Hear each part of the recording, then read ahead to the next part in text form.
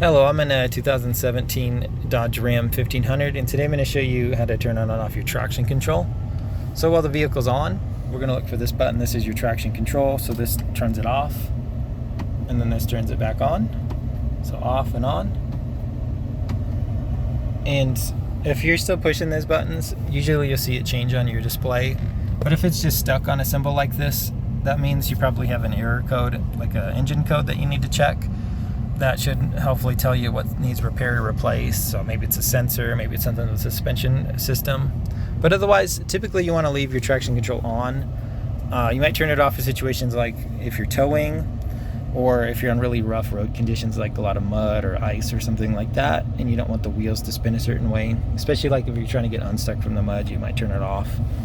But all that said, I hope this was helpful, and hope you have a wonderful rest of your day.